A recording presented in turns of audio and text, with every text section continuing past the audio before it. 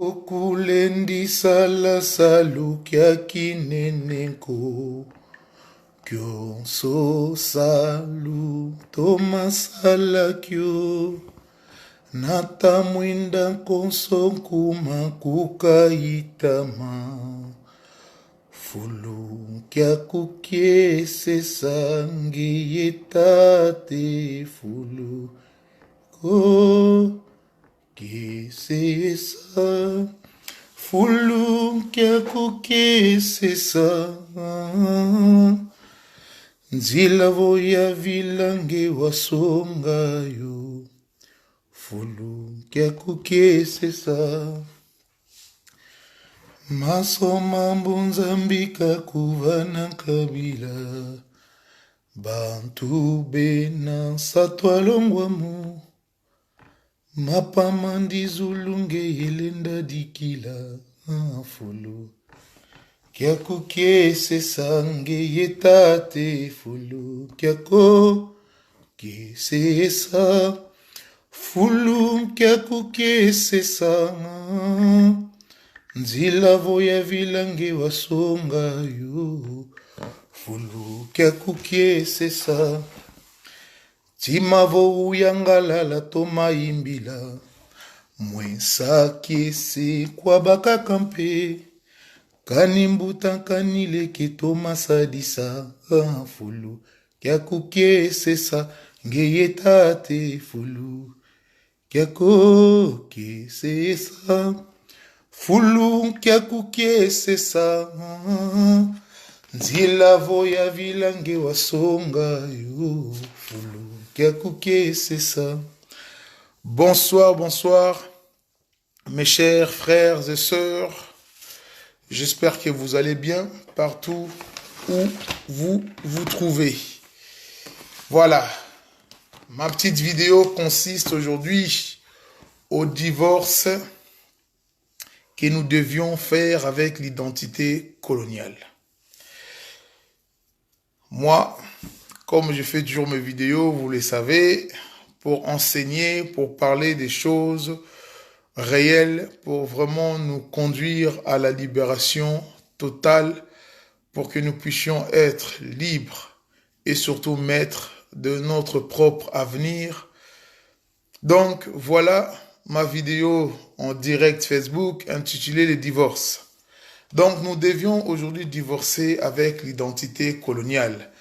L'identité que les Occidentaux nous ont léguée, l'identité que les Occidentaux nous ont poussé à avoir, l'identité que les Occidentaux nous ont tellement donné la souffrance en nous faisant accepter ces choses. Aujourd'hui, je crois que il est nécessaire et surtout très très important d'abandonner l'identité que les Occidentaux nous ont léguée. Vous verrez, vous qui êtes chrétiens, vous qui êtes croyants catholiques, et ainsi de suite, je crois que vous lisez la Bible.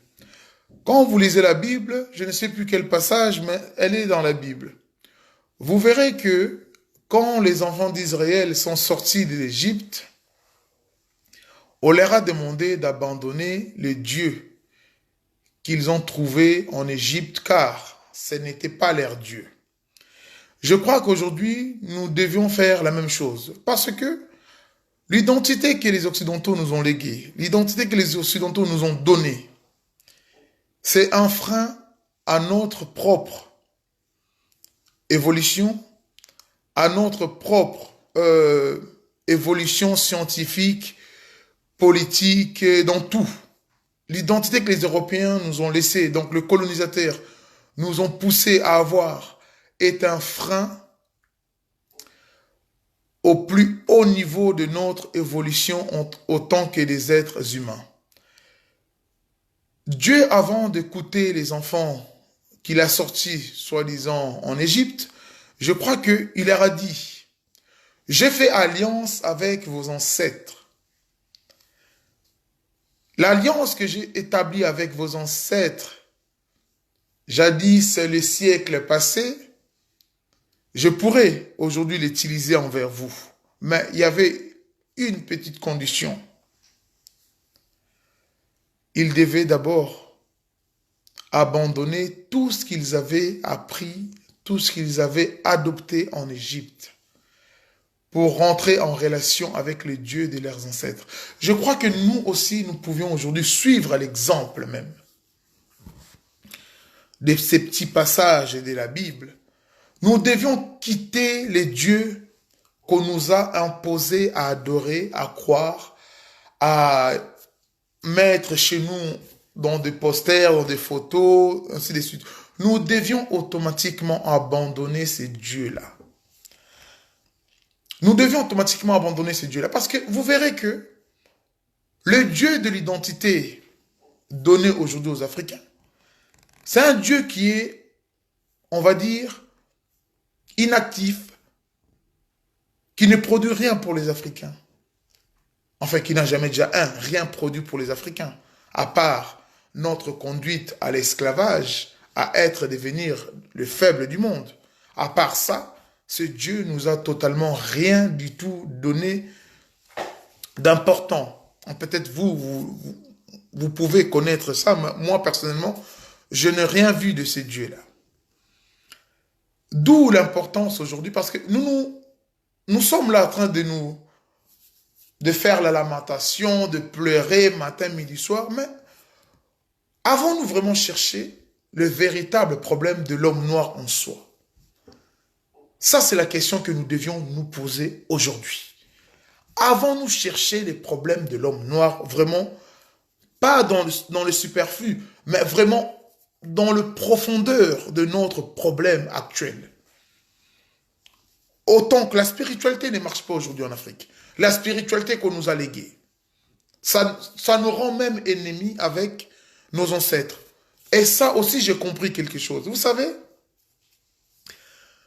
on avait l'habitude de condamner surtout le noir, les Africains qui avaient l'habitude de rejeter leurs ancêtres. Moi, j'ai compris quelque chose. J'ai dit, tiens, pourquoi nous, Africains, nous avons, enfin, pas moi personnellement, parce que j'ai changé. Maintenant, je suis en relation avec mes ancêtres. J'adore mes ancêtres, je les vénère. Donc, Dieu merci, je me suis échappé dans cette malédiction. Donc, j'ai cherché à comprendre. J'ai dit, mais pourquoi nous, Africains, nous détestons autant? Je suis africain, dis-lui, je suis africain, oui. Vous êtes africain, oui. Je suis africain. Donc, quand j'ai cherché à comprendre pourquoi le noir déteste autant ses ancêtres, son histoire, tout ce qui est de lui, le noir les déteste. Pour lui, il les considère étant diaboliques. Vraiment, je me suis posé. J'ai l'habitude quand je reste chez moi, je profite pendant que je vais que reprendre le travail dans 10 jours. Donc je profite. Donc ça passe un peu dans des méditations aussi. Je réfléchis, je dis, mais qu'est-ce qui se passe? Pourquoi nous, Africains, nous repoussons nos ancêtres, notre histoire ne nous intéresse pas, nous combattons même nos propres traditions? J'ai dit, tiens, on va chercher à comprendre, comme l'esprit m'a demandé de faire. Donc j'ai cherché à comprendre ces phénomènes-là qui concernent beaucoup d'Africains. Il suffit même d'aller dans nos églises, hein, des églises des réveils, enfin n'importe quelle église. Ils vont vous demander, il faut couper les liens, les traditions, ainsi de suite, mais ils vont vous pousser à aller dans des traditions judéo-chrétiennes qui n'ont rien à voir avec vous, mais vos propres traditions léguées par vos ancêtres, combattues par les églises, combattues par tous ces gens-là qui se disent aujourd'hui enfants de, voilà, bref, de pape ou je sais pas quoi. En fait, c'est l'identité en fait que nous portons qui combat automatiquement, sans nous rendre même compte, nos ancêtres. Parce que aujourd'hui, moi, mes parents m'ont donné ce prénom de Ruben, qui est le premier tribu d'Israël. Je ne suis pas israélien, mais bon, je porte ce prénom en moi. Même si je l'écarte un peu, je l'écarte, mais c'est l'identité, le prénom que mes parents m'ont donné, Ruben. Vous devez savoir quelque chose, tout ce qui est lié en bas est automatiquement lié au ciel chez le Yenge Pharaon Kimpa Vita. Donc, on doit savoir tout ce qui est lié ici en bas est automatiquement lié chez l'être suprême, donc le créateur. Donc, en nous donnant souvent le nom que nous portons, genre Philippe, Jean-Luc, Paul, André, Bernard, Marie-France, ainsi de suite. Dans le passé, ces mêmes prénoms ont déjà existé dans la souffrance de nos ancêtres. Il y avait un mari qui a détesté les Africains, qui a maltraité les Africains, qui a condamné les Africains à être comme nous sommes, pauvres, à être vendus. Il y avait un Bernard, il y avait un Léopold, et nous portons. Vous savez, quand nous prenons le nom de quelqu'un, on ne se rend pas compte, mais automatiquement, la transmission spirituelle, elle est là. La transmission, je crois que vous êtes africain comme moi. Vous avez l'habitude, souvent, les gens qui sont dans le village, quand on donne souvent le nom d'un grand-père à un enfant nouveau-né, cet enfant en grandissant, on dit, lui vraiment, il porte bien le nom vraiment du grand-père parce qu'il fait les mêmes gestes, il est comme lui. Donc, c'est des petites choses qu'on voit que il y a la transmission spirituelle de noms que nous portons en nous. Et ça, vous pouvez faire. Beaucoup de gens, moi, personnellement, j'ai donné mon dernier fils, je lui ai donné le nom du frère de ma grand-mère, donc les grands frères de ma grand-mère. Il s'appelait Kizaza. Et croyez-moi, il était, je crois, que l'un des docteurs africains qui ont commencé à l'époque au clinique Ngaliema. Donc, donc c'est un homme intelligent. Donc, c'était un homme intelligent.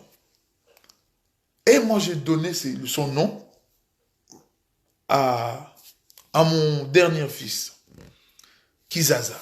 Mais croyez-moi, il n'y a pas que moi qui les remarque, en fait.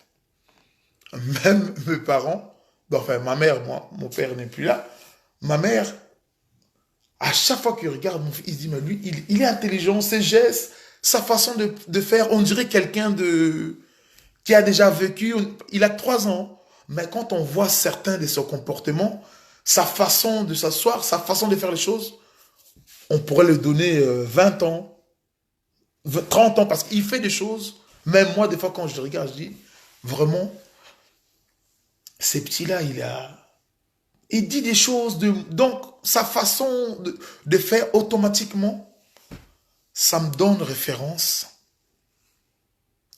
au frère de ma grand-mère. Pour vous montrer que la transmission est là. Et nous, quand nous donnons des noms, quand on nous a donné des noms de Philippe, Jean-Luc, Bernard, Marie-France, Belgique, on nous a donné Christian Vie, tu vois, toutes ces choses-là. Le premier bateau négrier était était appelé Christ, Jésus-Christ. Donc, quand un enfant porte le nom de tous ces sanguinaires occidentaux venus nous coloniser, automatiquement, le combat est déjà là. Parce que on nous a donné l'identité. Parce que vous verrez, je vais freiner un peu, vous verrez quand il y a eu exportation des esclaves vers les Antilles, en Amérique, ainsi de suite, leur première chose était le baptême.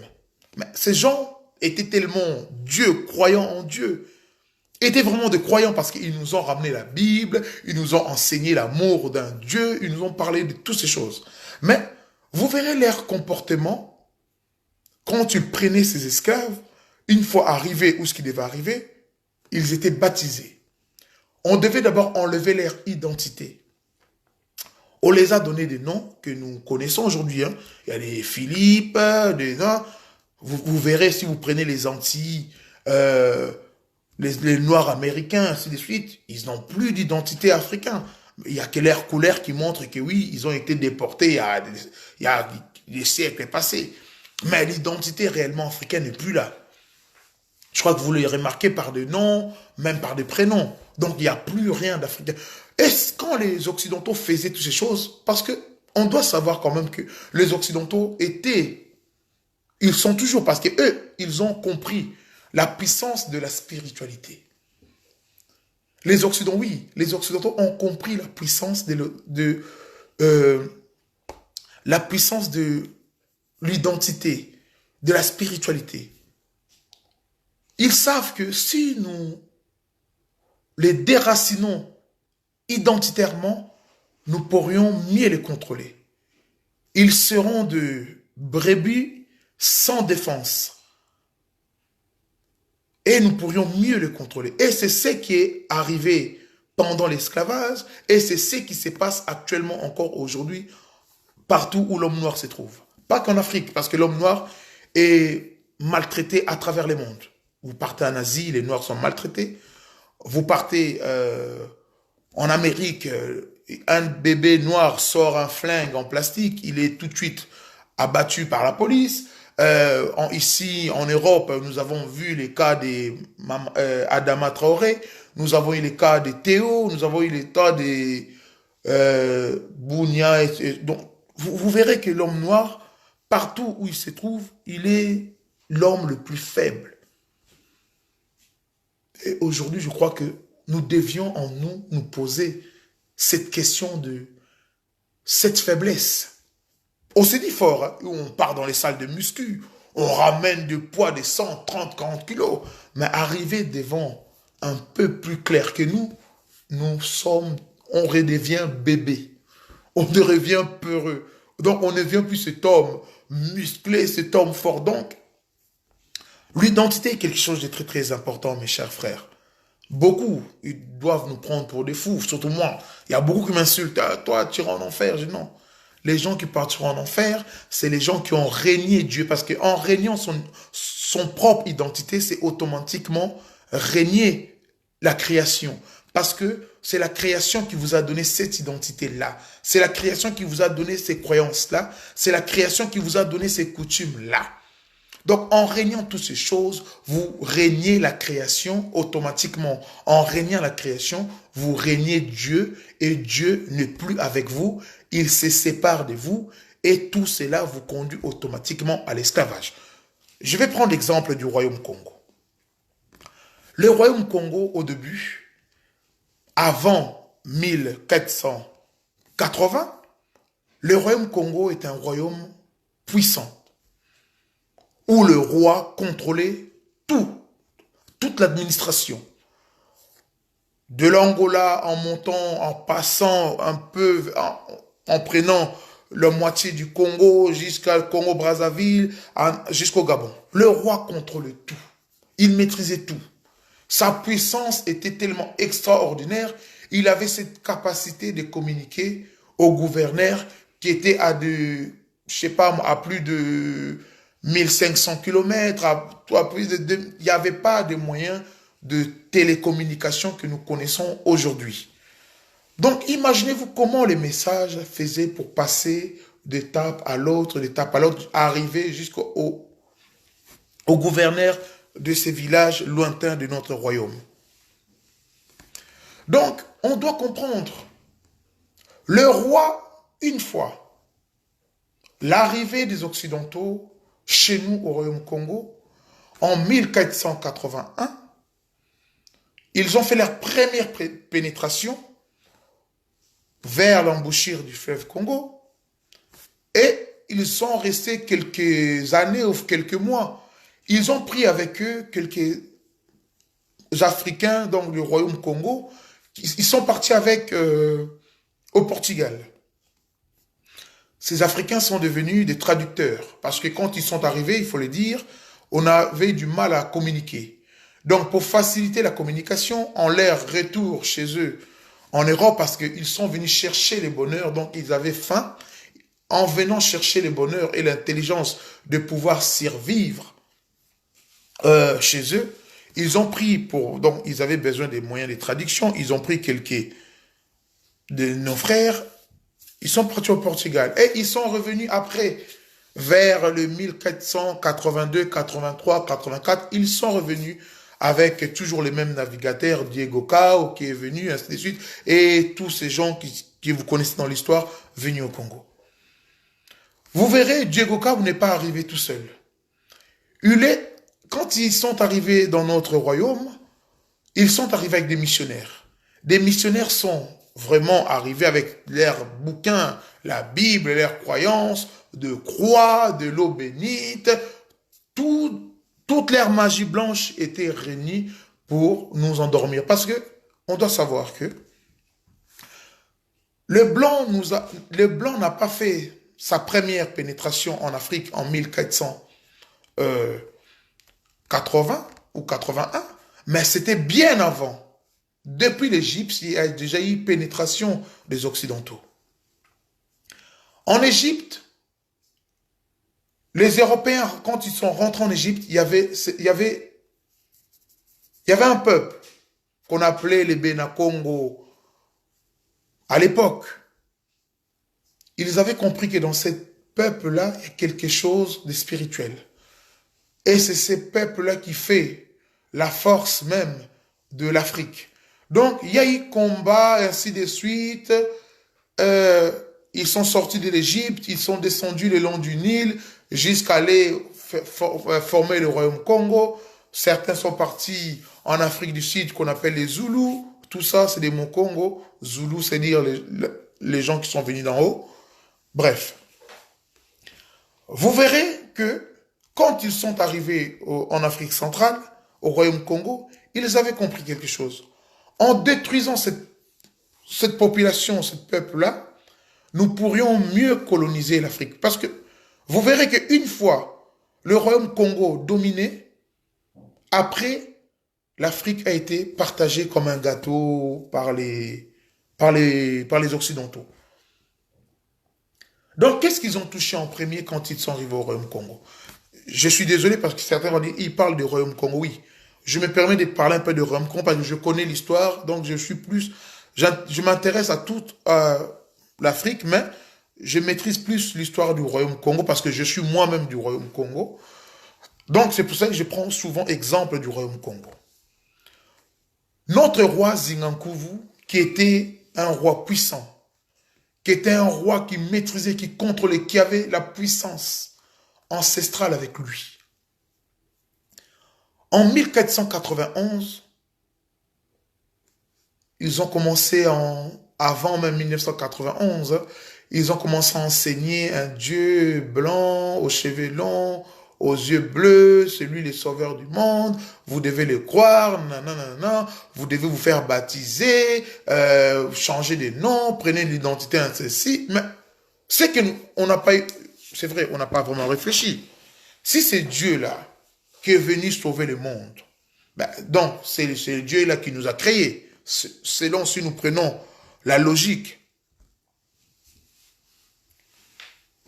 Donc, si nous pouvons prendre ce Dieu qui nous ont présenté étant Dieu créateur qui est mort pour nos péchés, mais ce Dieu devait être contre les changements identitaires de notre population, parce que c'est lui qui nous a fait. C'est lui qui a voulu que nous soyons Lukombo, Kinshakula, Nzinga, Nkuvu, ainsi de suite. C'est lui qui a voulu ainsi, parce que c'est lui qui a créé le monde. C'est là qu'on peut se poser des questions. Notre roi s'est fait baptiser au nom de Joao Ier, donc Jean Ier. À sa baptême, en 1491, automatiquement, quand il a été baptisé au nom du Père, du Fils et du Saint-Esprit, on l'a mis l'eau dans la tête, on l'a mis tout ce qui a... Enfin, c'est les mêmes baptêmes qu'on fait aujourd'hui, il n'y a rien à changer. Donc, c'était les mêmes baptêmes qu'il a reçus, notre roi. Le baptême, c'est quelque chose, surtout pour nous avons ce sang royal. On ne peut pas s'incliner devant n'importe quel peuple pour accepter qu'on nous pose la main, qu'on nous impose la main et qu'on nous bénit et qu'on nous change le nom, ainsi de suite. Automatiquement, lui, le roi qui était soutenu par les ancêtres, qui faisait la puissance même de son pouvoir, automatiquement, il a perdu son identité et automatiquement sa force s'est échappée. Le royaume Congo est tombé dans des guerres, dans des séparations, jusqu'à tant que les Portugais ont pris contrôle du royaume. Avec tous les biens, richesses, tout, ils sont devenus les maîtres. Ils ont imposé des frères. Donc, tout ce que le royaume Congo a vécu dans les siècles passés, nous sommes en train de le vivre aujourd'hui. D'autres manières, mais comparables. Nous sommes en train de vivre la même chose. Ils ont donc le roi qui avait sa descendance, qui avait ses femmes, avec plusieurs enfants, qui contrôlait aussi des royaumes, hein, qui contrôlait en fait des parties de royaumes. Donc, on peut appeler ça aujourd'hui des provinces. Chaque enfant contrôlait telle province, chaque enfant contrôlait telle province. Il y a eu des coups montés, les enfants ont trahi les pères, les enfants se sont trahis, il y a eu des trahisons, les Portugais ont armé tel enfant pour attaquer tel enfant pour ne pas qu'il saute au pouvoir, ainsi de suite. Le Congo, le royaume Congo a disparu et nous sommes devenus de la marchandise des Occidentaux. Pour vous montrer pourquoi j'ai raconté un peu cette histoire, pour nous montrer l'importance de l'identité spirituelle. En abandonnant nos propres traditions, nos noms, automatiquement, nous détestons nos cultures, nos ancêtres, donc c'est devenu quelque chose d'automatique. C'est devenu quelque chose d'automatique. Nous les voyons dans les églises. Même quand les pasteurs font semblant, à la fin, ils finissent toujours par dire, il faut vous séparer de vos ancêtres. Mais qu'est-ce que nos ancêtres ont fait pour que nous nous séparons d'eux? Qu'est-ce que les autres ancêtres nous ont fait pour que nous nous attachons à eux? Et ça, c'est les véritables questions que vous et moi, vous devez tout simplement poser à vos pasteurs. Parce qu'aujourd'hui, si nous prenons la Bible, vos attachements à Moïse, à Abraham, ainsi de suite, à tous ces gens, mais quand on prend la Bible, qu'on appelle livre saint ou je ne sais pas quoi, mais vous verrez qu'il y a beaucoup de choses qui ne vont pas dedans. Abraham ou je ne sais pas qui, un qui prenait ses domestiques et qui couchait avec, qui faisait des enfants, Moïse qui a tué, et eux sont considérés étant saints, étant prophètes, et vous, vos ancêtres qui avaient plusieurs femmes reconnues et respectées, parce que nos ancêtres n'ont jamais maltraité les femmes. Les femmes n'étaient pas des objets sexuels. Les femmes étaient considérées avec nos femmes, car la femme porte l'identité. C'est la femme qui transmet l'identité à la descendance. Pour vous montrer que nos ancêtres étaient purs, à ce que les Occidentaux ont voulu nous faire croire. Mais automatiquement, ça marche. Nous n'avons plus la capacité aujourd'hui à réfléchir, à voir clair. On n'a plus cette capacité à réfléchir, à voir clair.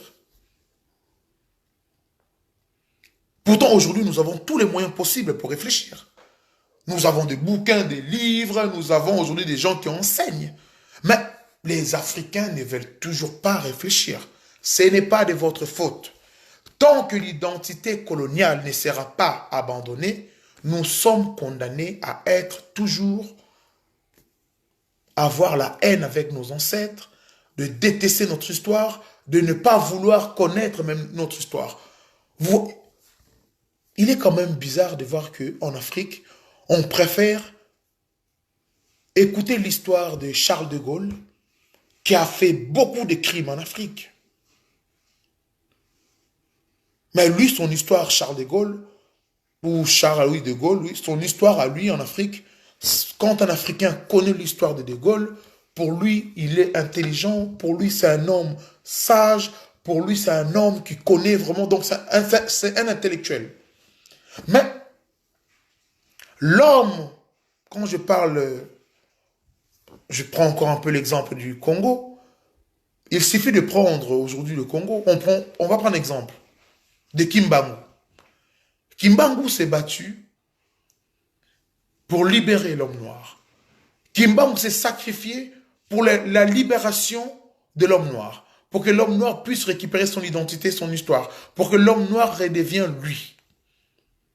Mais vous verrez, si nous proposons aujourd'hui au système scolaire en République démocratique du Congo de prêcher ou d'enseigner. Salut Deko Mose. Donc, si nous proposons aujourd'hui au système scolaire africain ou de la République démocratique du Congo ou du Congo-Brazza ou de l'Angola de mettre dans leur système scolaire l'histoire de Kimbangu, qui devait être automatiquement acceptée et réelle parce que il a combattu, il s'est battu pour nous libérer. Il s'est battu pour que nous trouvions la liberté, que nous puissions s'asseoir dans des bus où il y a un blanc et un noir à côté. Donc il a permis cela. Et il a passé 30 ans de sa vie en prison. Il a laissé sa famille, il a laissé ses enfants, ses cousins, ses cousines. Donc il s'est sacrifié totalement. De 1921 en 1951, il n'a vu, je parle charnellement, il n'a pas vu ses enfants, ses frères, ses sœurs, ses cousines, il ne les a pas vus. Et ce monsieur n'est pas enseigné. Encore une fois, ce n'est pas de notre faute. C'est toujours dû à l'identité qu'on nous a imposée, qui nous empêche même de connaître les véritables combattants de la libération de l'homme noir. Sankara est mort. Où on enseigne aujourd'hui Sankara en Afrique. Je vais vous dire quelque chose pour vous montrer comment l'homme blanc est toujours fort et il restera toujours fort. Nous, Africains, je vais prendre exemple des Asiatiques, les Européens et les Américains, et nous, Africains. Nous, Africains, non, je vais d'abord prendre l'exemple des Chinois. Nous, Africains, on va prendre la Chine, enfin, les Asiatiques, les Européens, les Américains et un Africain au milieu. L'Africain, quand tu regarderas l'Asiatique, automatiquement dans sa tête, il se dira, lui, il est fort en arts martiaux, il est fort en karaté, en kung-fu, tout de suite. Pourquoi? Pourquoi l'Africain dira ça? Parce que l'Asie a fait le travail nécessaire de montrer au monde qu'ils sont forts par les arts martiaux. En faisant des films, vous avez vu Bruce Lee, Jackie Chan, Jet Li, tous ces gens-là. Automatiquement, l'Africain, comme il n'a pas d'identité propre, quand il voit les Chinois, nous les voyons même au Congo. Hein. Il y a des Chinois qui giflent un Congolais dans la rue. Le Congolais, ils sont 15, mais ils ont peur de toucher les Chinois parce que ils se disent, lui, si on le touche, il va nous faire ya, ya, ya, et on est fini. Parce que c'est rentré dans nos têtes. La Chine, l'Asie a fait en sorte que le monde pense ainsi. Nous quittons la Chine, l'Asie, nous partons vers l'Amérique. L'Africain, quand il voit l'Américain, il a peur, il tremble. Pourquoi l'Africain tremble devant les Américains? Parce que les Américains ont fait aussi un bon travail. Cinématographique, je ne sais pas si ça se dit, mais sinon, voilà. Ils ont fait des films. Quand l'Africain part au cinéma ou chez nous, en regardant la télé, nous voyons toujours le monde envahi par les extraterrestres, envahi par des martiens, plein des histoires, voilà. Et nous voyons l'armée américaine arriver avec des armes lourdes, avec des bombes, plusieurs systèmes informatiques pour lutter contre. Donc, pour l'Africain dans sa tête, l'Américain est l'homme le plus fort au monde. L'Américain est l'homme le plus fort au monde. Regardez, donc parce que les films, parce que nous les Africains, notre tête est comme du papier carbone. Donc, il suffit de le mettre et de mettre un coup, vous enlevez, il y a la marque. Donc, l'Africain est toujours marqué en fait. L'Africain est toujours marqué, donc, encore une fois, ce n'est pas de notre faute. Donc, l'Africain, quand il voit l'Américain, automatiquement, oh, lui là, il ne faut pas toucher. Hein. Si vous touchez les Américains, là, ils vont envahir le monde là parce qu'ils sont forts. Parce que ils ont fait ce travail nécessaire. On prend l'exemple de l'Europe. On nous enseigne dans les écoles. L'Africain, quand tu vois l'Européen, là, il ne faut pas toucher. Hein. C'est eux, on les appelle même les nocos. On ne sait pas si on était des... Sinon, on les appelle les oncles en français, les nocos-oncles. Donc, on ne sait même pas s'ils étaient les frères de nos mères ou de nos... Donc, on ne sait pas. Mais on les appelle les nocos. Pour vous montrer que l'enseignement reçu des coloniales, de colonialisation, de colons, nous a rendus faibles. Parce que quand nous voyons un Français ou un Belge, automatiquement, oh, il ne faut pas les toucher, hein. C'est eux les locaux, c'est eux qui nous ont colonisés, c'est eux qui nous ont emmené la civilisation, mission civilisatrice. Donc l'Africain de sa tête est pareil, ce n'est pas de notre faute. Donc ce n'est pas de notre faute. Parce que ils ont fait en sorte que nous les considérons comme ça. Et nous, Africains, qu'est-ce que nous faisons au retour? Qu'est-ce que nous faisons au retour? On enseigne à nos enfants aujourd'hui à être toujours faibles. On enseigne à nos enfants à être toujours le plus faible au monde. Pourquoi? Il suffit de prendre notre système scolaire. On nous enseigne un Charles de Gaulle qui nous a colonisés, qui a arrêté un tel président, qui a tué ceci. Donc on nous enseigne toujours ces gens-là, les Charles de Gaulle, de Napoléon, les gens qui ont massacré les Noirs en millions. Donc automatiquement, vous savez, les gens qui ont grandi en Afrique, hein, vous verrez souvent dans un quartier, il y a un qu'on appelle genre maître, genre c'est entre jeunes, hein, mais il y a toujours un qui était là, c'était le leader. Les forts qu'on appelait maître, Pourquoi on l'appelait maître? Même les gens des voisins, donc les gens des quartiers à côté avaient peur de lui parce que l'image est partie maître, parce que tout le monde, lui là-bas, il ne faut pas le toucher parce qu'il est vraiment fort, hein, lui. Quand il touche, lui, on l'a coupé des petits trucs là, dès qu'il te met un coup, on dit même, il est... Donc, en ingala, moukou, en moko, en os, je sais pas quoi. Donc, voilà. Donc, ça fait que l'histoire part, et même les gens qui arrivent après ont toujours peur. Et nous sommes, nous aussi, pareil, en train de vivre la même situation. Voilà pourquoi aujourd'hui, un Macron qui arrive, qui est né en 74, il va continuer à diriger l'Afrique, il va continuer à gifler un président africain, parce que il a eu cette éducation depuis son enseignement scolaire. Une fois qu'il s'est assis sur le pouvoir, on l'a dit, tu dois continuer l'œuvre de tes ancêtres. Et il les continue. Il ne pêche pas, il continue l'œuvre de ses ancêtres.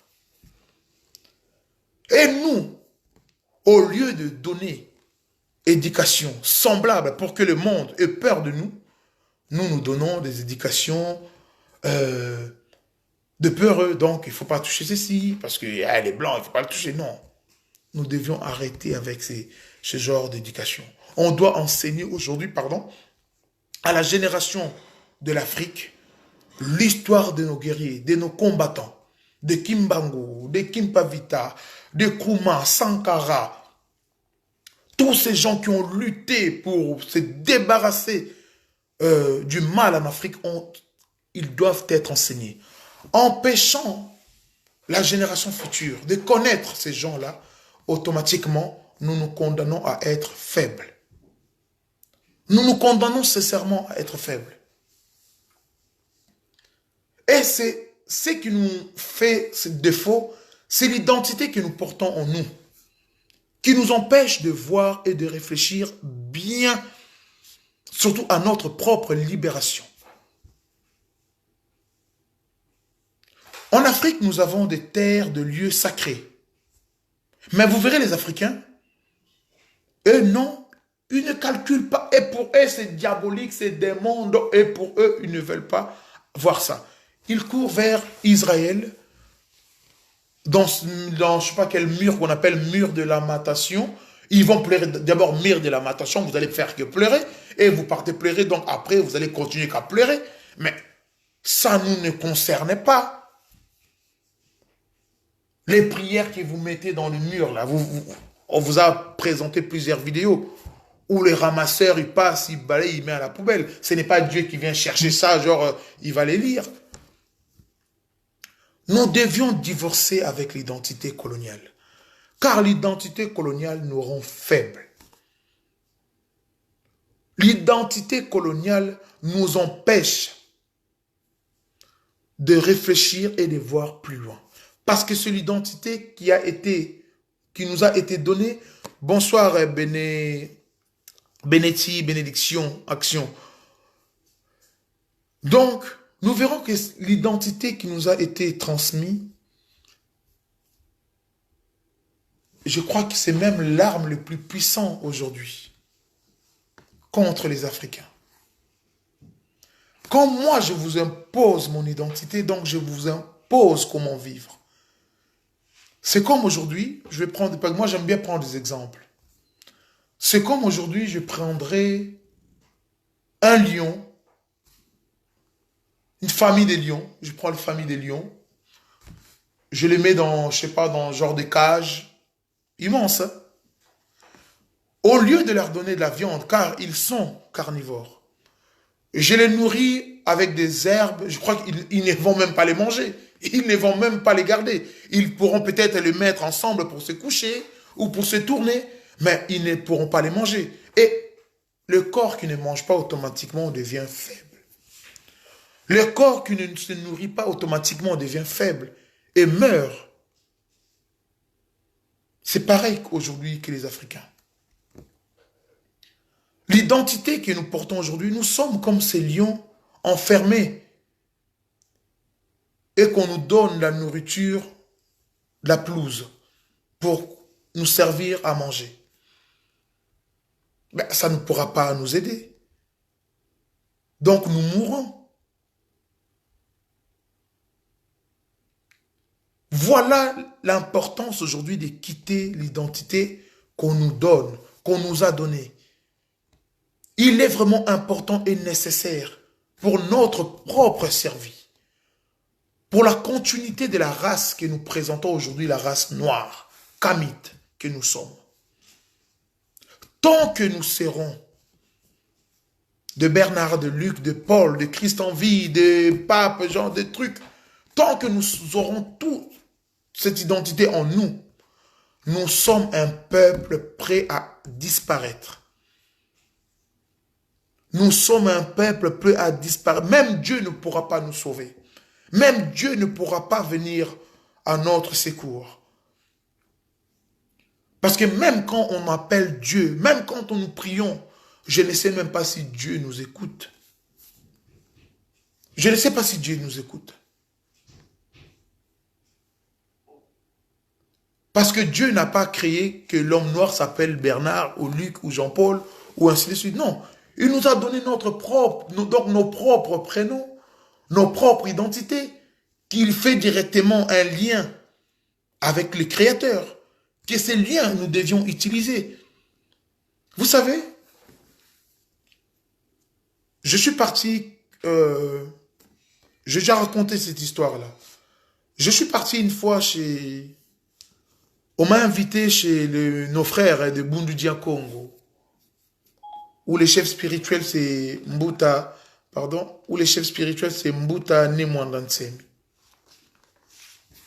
On m'a invité là-bas un jour, ça se trouve à Port de la Chapelle, parce que moi quand on m'invite quelque part, rarement j'ai dit non, parce que j'ai toujours besoin, je suis à la recherche de qui je suis, ma mission sur terre, qu'est-ce que je dois faire. Donc quand on m'invite quelque part, surtout quand ça concerne la spiritualité kamite, donc je suis intéressé. On m'a invité là-bas un jour, moi qui croyais que j'étais un boss de la croyance ancestrale. Quand je suis arrivé chez Okilongo de Nemwandansemi Bundudia Congo, donc en français on peut le dire église, hein, mais bon ça s'appelle pas église, mais bon, pour que nous nous comprenions facilement. Donc on m'a invité à l'église de Nemwandansemi. J'arrive, On enlève les chaussures, tout ce qui est bijoux, on doit enlever, tout ce qui est dents, on enlève tout. On met tout de côté, voilà. On se pose, on écoute les prédications, on nous enseigne, on parle, on nous enseigne, on écoute. Il arrive à un moment où on doit se présenter. Mais croyez-moi, j'étais malade, j'étais triste. Et c'est là que j'ai compris un peu. On m'a dit, bah, les nouveaux qui sont arrivés, mettez-vous debout. Moi, j'étais nouveau. Puis moi, quand je rentre quelque part, on me voit tout de suite que je suis nouveau parce que quand on voit ma carrure, lui, donc tout de suite, donc, bah, je ne pouvais pas me cacher. Donc, j'étais obligé de me mettre debout. Donc, je me suis mis debout. Comment vous appelez? Ben, moi, Ruben. Comment vous appelez? Moi, j'ai dit Ruben. Ils m'ont dit non, nous, on ne connaît pas cette identité-là, Ruben. Comment tu t'appelles? Donc, le véritable. Donc, moi, je dis, ben, j'ai pas de véritable nom. Moi, on m'a appelé Ruben, Bantim, Baloubeni, ainsi de suite. Donc, je n'ai pas de. Et là, on m'a enseigné. Donc, automatiquement, ça m'a rendu service. Ça m'a rendu service. Ça m'a permis même de connaître mes véritables origines. Comme nous on appelle ça l'Ouvila. La descendance de mon roi, ainsi de suite. Je descends d'un roi puissant. Sakunevunda. Donc, ça m'a servi. On m'a enseigné l'importance de nos noms ancestrales. J'ai appris quelque chose. Et pareil, quelques mois après, on m'invitera aussi chez Vouvamu, chez Papankoussou, à Vitry. Moi, je me déplace parce que j'adore l'histoire de chez nous, l'histoire africaine. J'arrive, pareil, hein, moi, ben, j'avais pas retenu la leçon de Boludian Congo. Quand je suis arrivé là-bas, pareil pour les présentations, Ruben, Bantimba, non, ils m'ont dit non, non, non, non. Et là, j'ai été enseigné encore, donc, aux profondeurs. Et je rends grâce à ces gens. Nous n'avons peut-être pas la même croyance.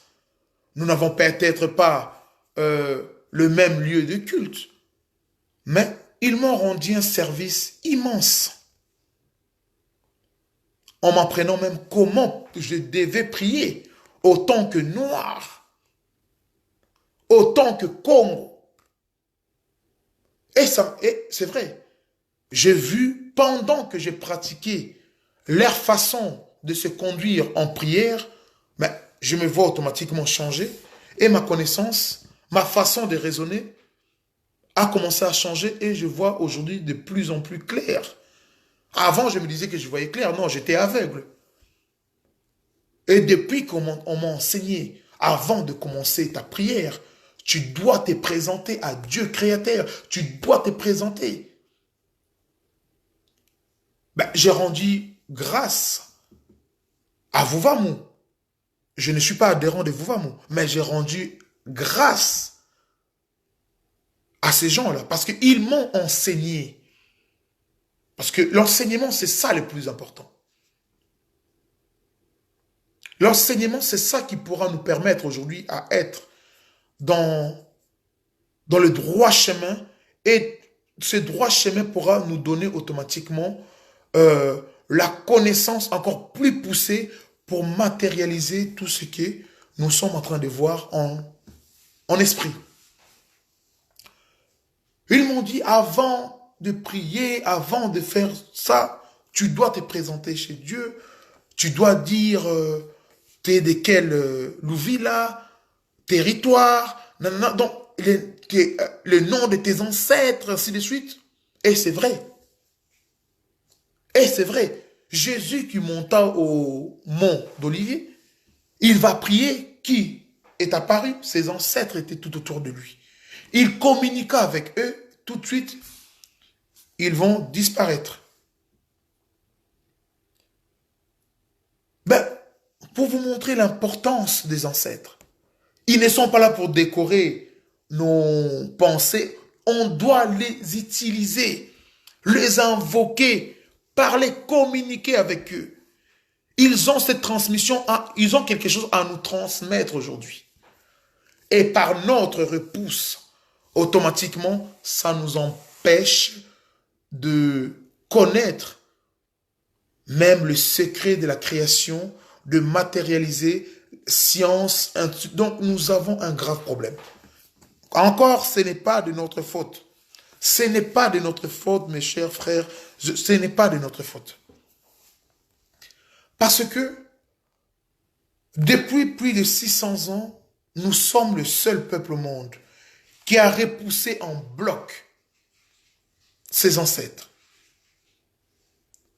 Nous sommes aujourd'hui devenus de plus grands adhérents aux religions qui ont coûté des millions de vies de nos ancêtres. Nous sommes aujourd'hui les premiers représentants de ces religions à travers le monde. Vous verrez les églises catholiques ici, c'est vide. Mais vous partez en Afrique, c'est rempli. On se posera même la question si ces gens chrétiens ou islamisés savent même comment ils sont devenus musulmans ou chrétiens. Ça, c'est la question qui fait mal, surtout aux Africains. Comment sommes-vous devenus chrétiens ou musulmans? Souvent, nous avons du mal à répondre à ces choses. Parce que c'est le manque de l'histoire et la séparation ancestrale qui nous empêche automatiquement de voir clair. Nous croyons que en invoquant le Dieu d'Abraham, le Dieu d'Isaac, Dieu nous écoute. Non.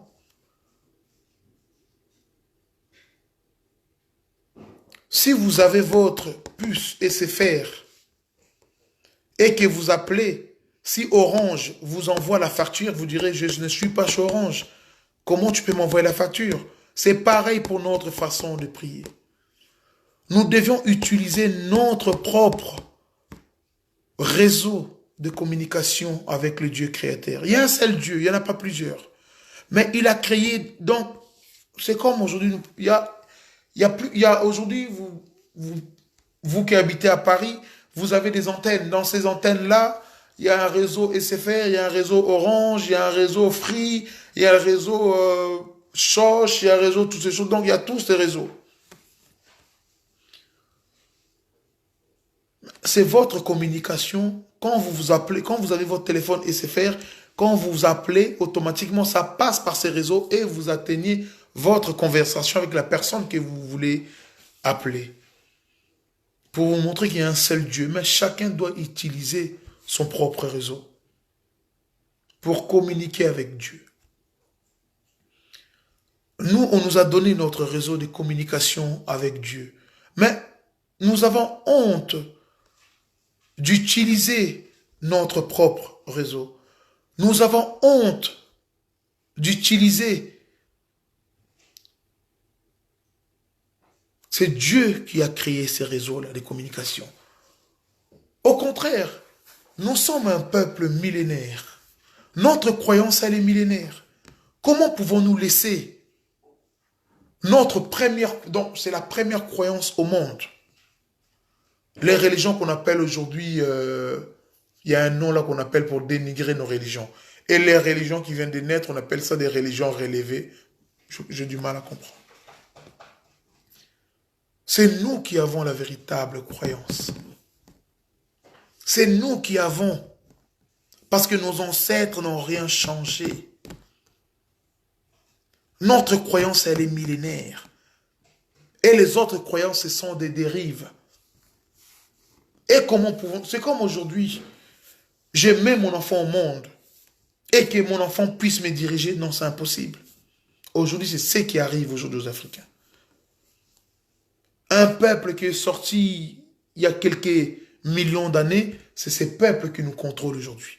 Pourtant, nous sommes les véritables habitants même de ces planètes-là, Terre. Car nous avons tout dans notre couleur, dans nos sangs, qui montre que nous sommes des 100% humains. Mais nous nous laissons dicter, maltraités par un groupe d'hommes sortis il y a quelques... Non. on doit récupérer, nous battre pour nos identités culturelles, ancestrales. Notre croyance doit prendre la place. C'est le seul moyen aujourd'hui.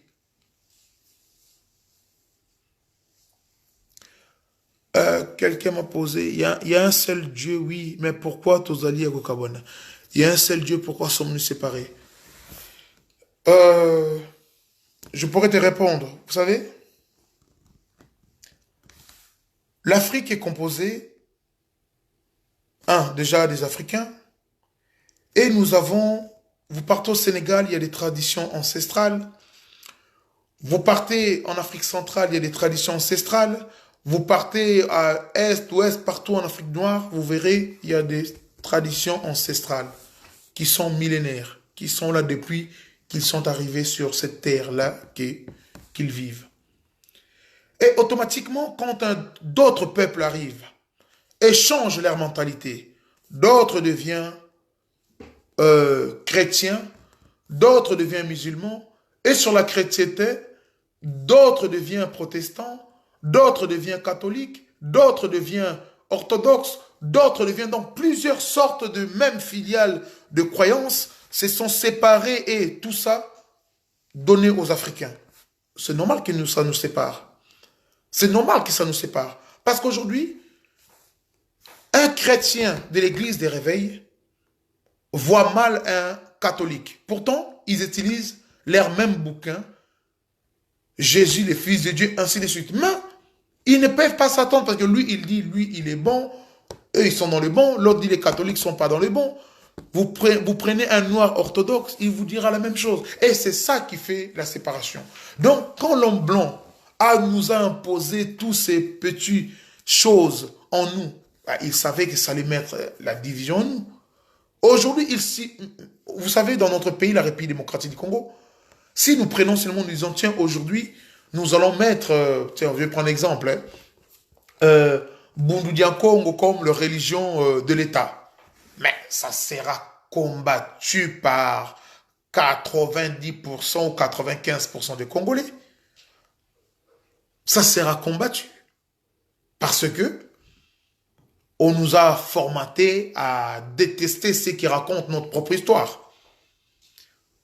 Mais si on dit qu'aujourd'hui, le Congo devient un pays catholique, ainsi de suite, vous verrez, les Congolais vont dire, ah, Dieu, vraiment, Dieu fait des miracles, ils vont applaudir.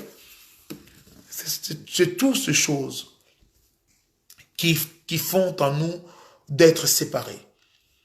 Mais le combat est encore un peu... Notre combat doit être encore un peu plus... Comment dirais-je? Plus sauvage, plus... Donc, on n'a plus le temps aujourd'hui de laisser la mémoire de nos ancêtres disparaître. Parce que il est grave. Il est grave aujourd'hui quand nous voyons nos pasteurs. Ils sont capables de te citer la Bible, de la Genèse jusqu'à l'Apocalypse. Ils ont tous les versets en tête. Ils peuvent te dire, Luc, tel, ça veut dire ça. Donc, sans même ouvrir leur Bible. Mais si seulement vous les posez la question, 50 ans, pour ne pas les gêner, donc 50 ans c'est mieux, 50 ans en arrière de leur propre histoire, mais ces pasteurs sont totalement perdus. Ils vont vous sortir des versets que non, le passé c'est les passés, on ne peut pas, nanana, ainsi de suite. Mais malheureusement, la Bible que vous nous lisez, c'est aussi le passé.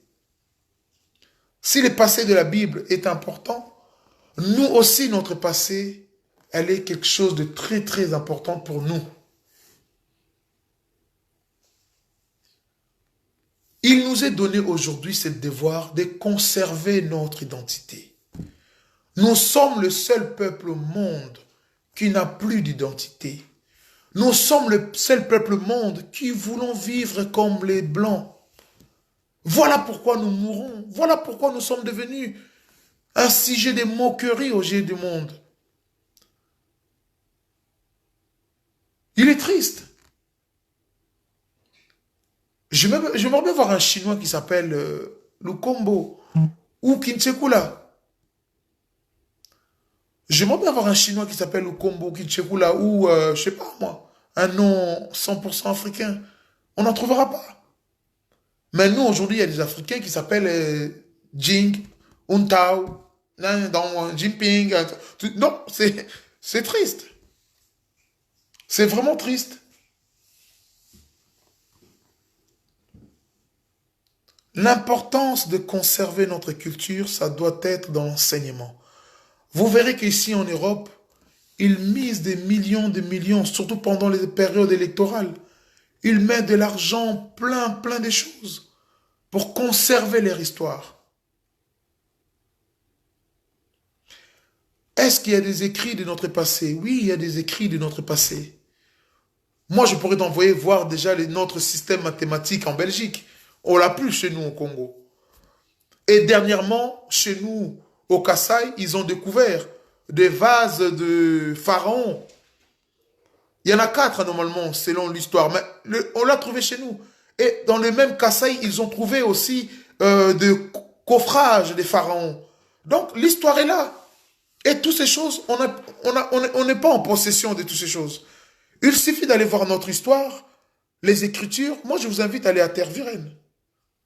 Ou pour vous qui habitez à Paris, il y a un peu de nos arts à Quai-Branly, à Paris. Je vous invite. Et là, vous allez découvrir, parce que nous, ce qui nous tue aujourd'hui, nous avons du mal à nous intéresser à nos propres richesses qui se trouvent aujourd'hui enfermées chez l'homme blanc. Qu'on appelle ça des lieux de musée, là, ainsi de suite. Allez-y, vous allez voir. Moi, je suis à Tervuren, vous partirez, vous verrez que avant que l'homme blanc prenne même connaissance du velours, nous, nos ancêtres au Kasaï, savaient déjà faire du velours. En plus avec des écorces d'arbres. Donc imaginez-vous comment on pouvait prendre les écorces d'arbres, les traiter et les faire devenir aussi doux que du velours. Donc allez-y comprendre. Donc l'histoire est là. Il ne faut pas dire, si, les écrits, donc, il y a eu plein de choses. On ne s'intéresse pas. Le seul chercheur que moi je félicite, paix à son âme, Cheikh Anta Diop, il a fait un travail extraordinaire. Combattu par ses propres frères. Mais il a fait un travail extraordinaire. Il n'est pas comme nos chercheurs aujourd'hui. Tu vois, certains de nos chercheurs africains, donc où l'homme blanc s'est arrêté, l'homme blanc s'est arrêté ici, lui, il va commencer là, il va commencer à faire ses recherches. Non. Cheikh Anta Diop, il est parti en Égypte. Il a fait des fouilles, plein de trucs. Et automatiquement, ça donnait sens à ses recherches. Parce qu'il a commencé de zéro. Il n'a pas cherché qu'un blanc ou un lui donne, je ne sais pas quoi, mais il a commencé à... Et tout ce que nous pouvions connaître aujourd'hui, le reste se trouve aujourd'hui en Égypte. Qu'ils ont fait devenir comme un pays arabe, mais l'Égypte est un pays noir. Tous les hiéroglyphes et les écrits que vous trouvez dans les pyramides, ce sont nos écritures, ce sont nos richesses léguées par nos ancêtres et des connaissances que nous refusons même d'aller apprendre. Pourtant, il y a des codes, il y a des secrets que nous devions aller pour pouvoir connaître encore beaucoup de choses. Parce que si nous prenons aujourd'hui la médecine en Europe, elle évolue grâce à nos ancêtres. Tout ce qu'ils avaient trouvé, vous savez, tout ce qui est ciseaux, bistouri pour faire les opérations, mais allez-y en Égypte, vous verrez qu'il y avait déjà la connaissance de toutes ces choses. Nos ancêtres n'étaient pas perdus, ils n'étaient pas bêtes.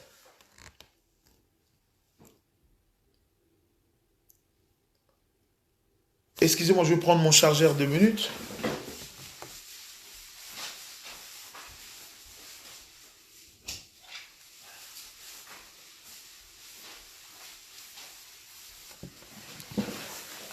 Je suis en mode décharge. Bon, j'espère que vous allez me voir. Je vais enlever un peu la lumière. Bon, je vais brancher la lumière de l'autre côté. 2 minutes, excusez-moi. Excusez-moi 2 minutes. Il me dit que j'ai presque plus de charge. Excusez-moi. Donnez-moi quelques secondes. S'il vous plaît, please. Il est parti.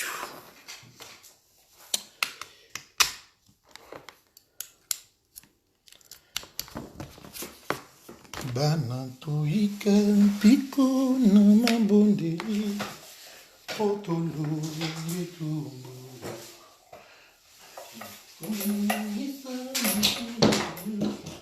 ona mabe maleki ekimelo. Voilà, j'ai mis les charges. Il était déchargé, ça allait couper. J'ai vu mon frère, il est où? Il y a quelqu'un? Et la voix descend en voix. Bah, moi, je voulais t'accepter, mais là, je te vois plus. J'ai vu que tu m'avais demandé à participer. Mais bon, ok, bon. Voilà. Bonsoir, Warren. J'espère que tu vas bien. Donc, il est vraiment nécessaire. Moi, vraiment, j'invite surtout, j'invite la jeunesse, hein, parce qu'aujourd'hui, nos anciens sont devenus un peu fatigués, ils sont vieux, ils n'ont plus beaucoup de temps. Donc, c'est à nous aujourd'hui de faire en sorte que, euh, de faire en sorte vraiment de faire renaître notre propre histoire, de faire renaître notre connaissance. Il nous est donné aujourd'hui, c'est à nous de les faire. Personne ne pourra les faire à notre place. Personne ne pourra les faire. Parce que regardez, nous pouvons prendre l'exemple aujourd'hui. Regardez les Gabon. Un pays qui a voulu, un jeune qui a voulu changer l'histoire de son pays, mais automatiquement arrêté par la France. Vous verrez que ces gens que nous mettons l'espoir ne sont pas nos amis. Ah, il est des deux côtés.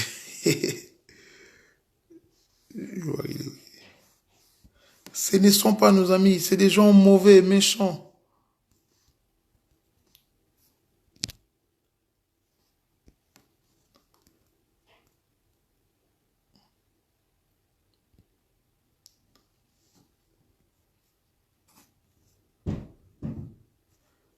Dun, dun, dun, dun, dun, dun.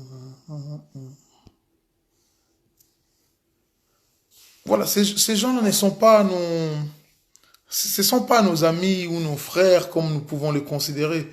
Ces gens, pour eux, ils veulent que nous Africains, nous soyons pauvres, affaiblis pour pouvoir toujours à continuer à nous maltraiter. Voilà, donc c'est à nous aujourd'hui de faire le devoir de nous en sortir. C'est à nous. C'est à nous. Voilà pourquoi moi aujourd'hui vraiment je me bats côté spirituel. Je me bats côté spirituel. Ce n'est pas pour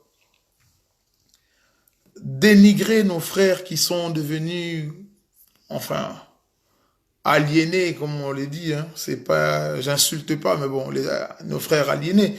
J'ai du mal à les condamner parce que ce n'est pas de leur faute.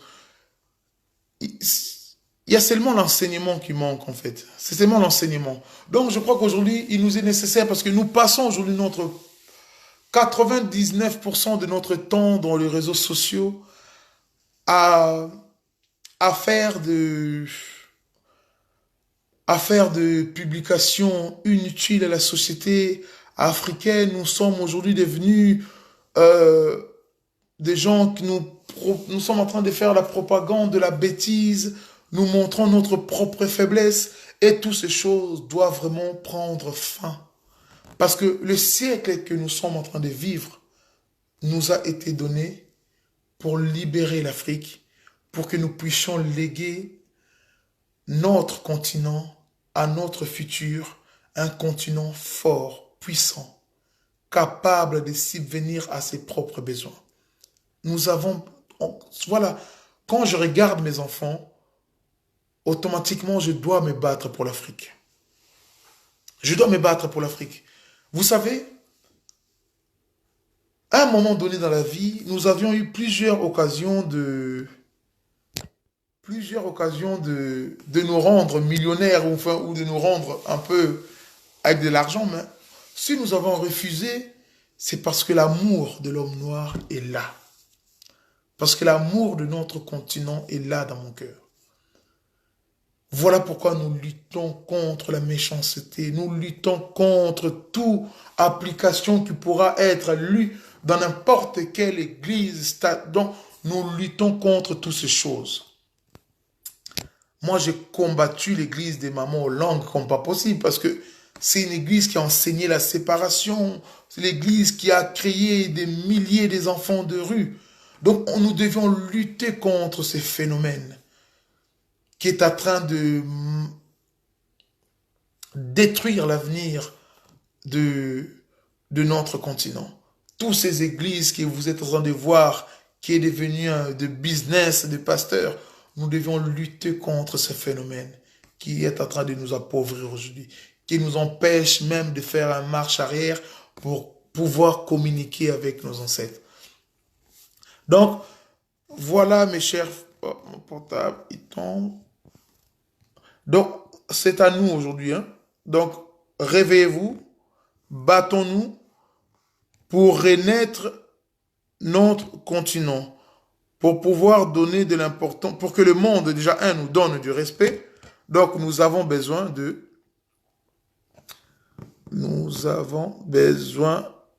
de connaître notre histoire, notre identité. Et là, nous serions automatiquement forts, puissants, pour lutter, pour combattre contre la méchanceté venue d'ailleurs. Voilà, mes chers frères, moi, j'ai fini avec ma vidéo. Je ne sais même pas combien de minutes que j'ai fait là, mais bon, bref. J'ai fini avec ma vidéo. Si, oui, mais j'arrive pas à te rentrer. Si tu peux, je t'ai envoyé l'invitation sur l'autre Facebook, parce que là j'ai du mal en fait. Je t'ai envoyé l'invitation sur l'autre. Là, je t'ai déjà envoyé l'invitation, mais ça passe pas. Ici, je vais voir si tu es là ou pas.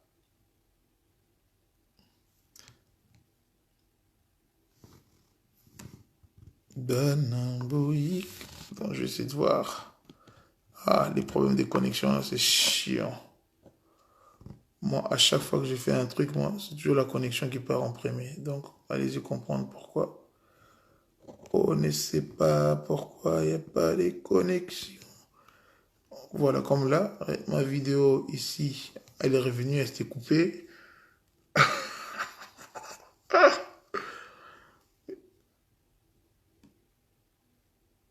Je sais pas. Voilà, la connexion. Bouf, la connexion, elle est revenue. Bien, félicitations. Voilà, ici, la connexion, elle est revenue. Voilà. Dès qu'on a tenu l'invitation à Facebook, si tu peux répondre. Parce que là, en fait, j'ai du...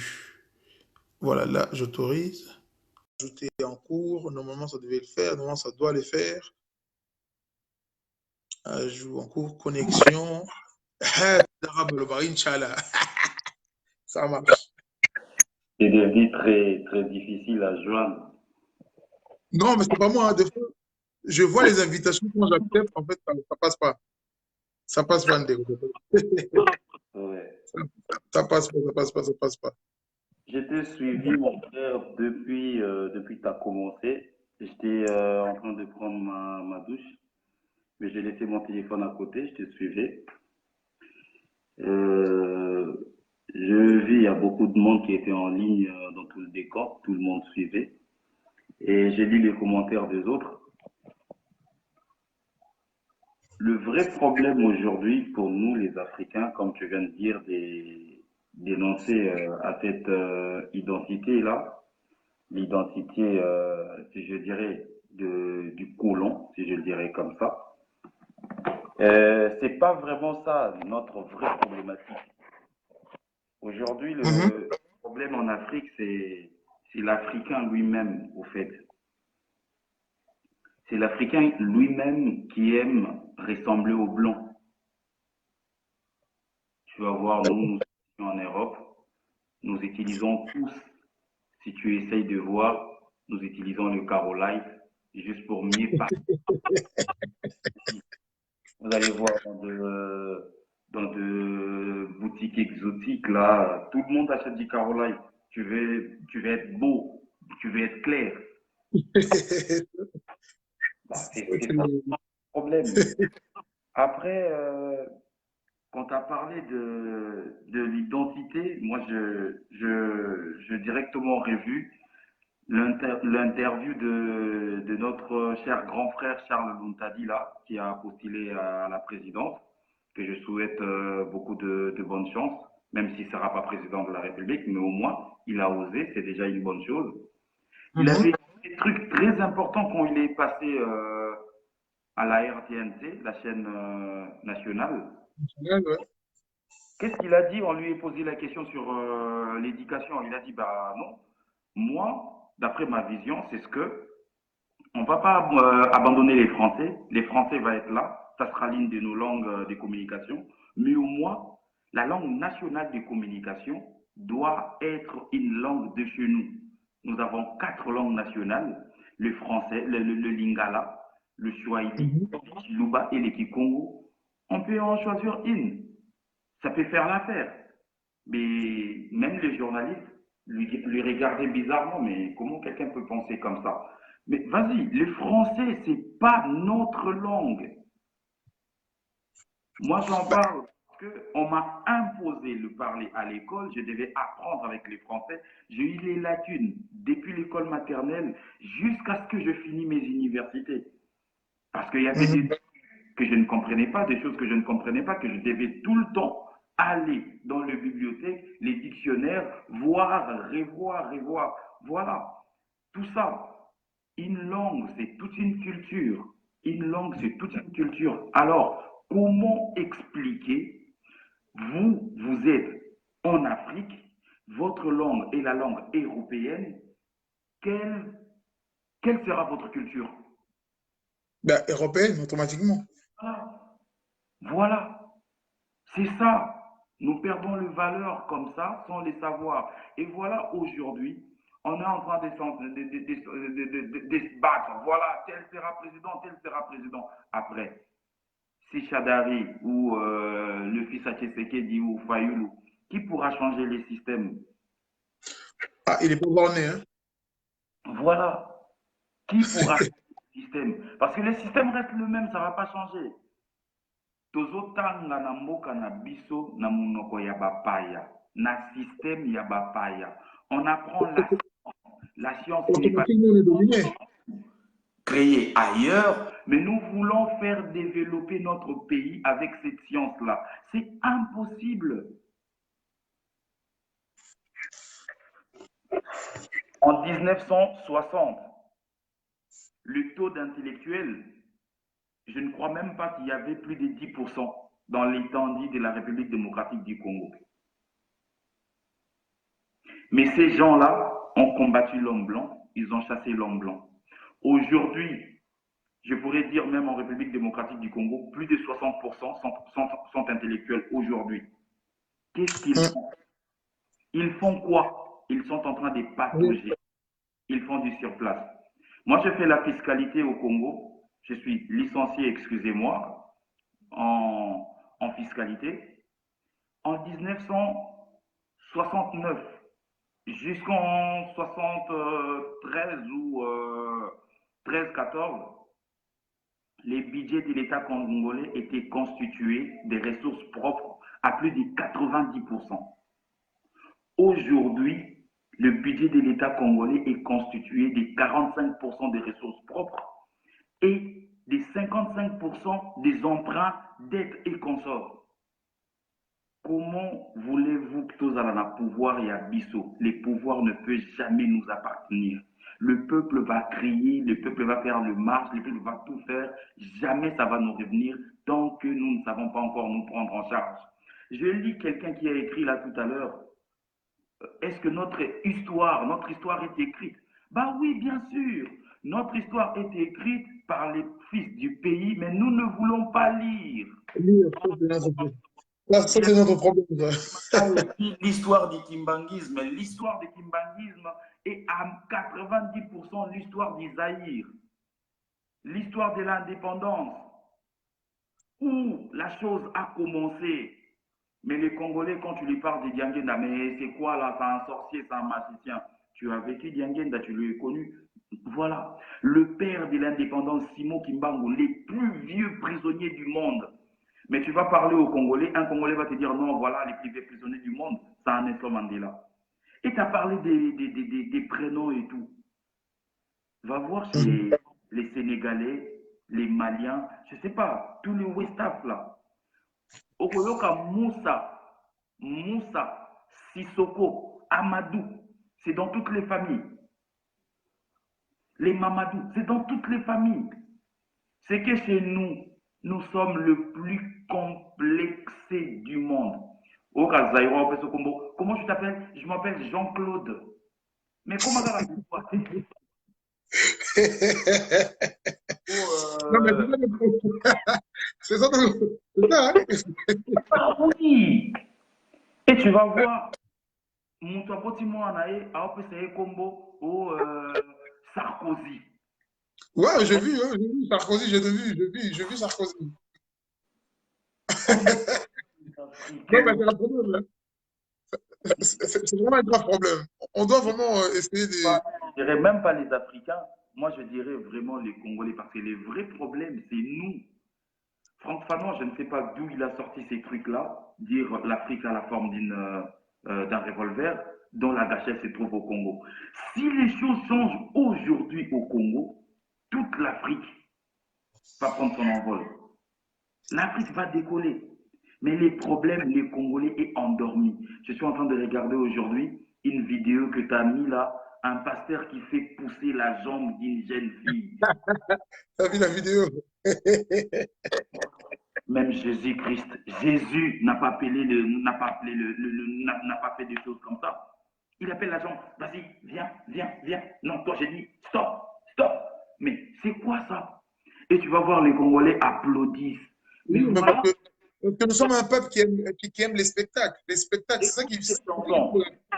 Na kimbangu toyembaka nzembo oyo ozalaki na libulu kimbangu abimisi yo okomi mpe na lolendo lolendo wana ezali kolongola lolendo wana ezali kozongisa notre orgueil ezozongisa biso na libulu. On n'avance pas, on n'avance pas. Aujourd'hui, on est en train de crier sur le net et tout, tel président, tel président. Mais ce n'est pas à notre faveur, c'est à notre défaveur. Pour que Fayoulou, par exemple, soit choisi comme leader de l'opposition et tout et tout, où est-ce qu'ils sont partis sceller leurs accords? Et ça qui n'a pas voté na bas Congo, na Bantandu, na Besingombe, c'était na Suisse. Banoko na bino bazaka na Suisse.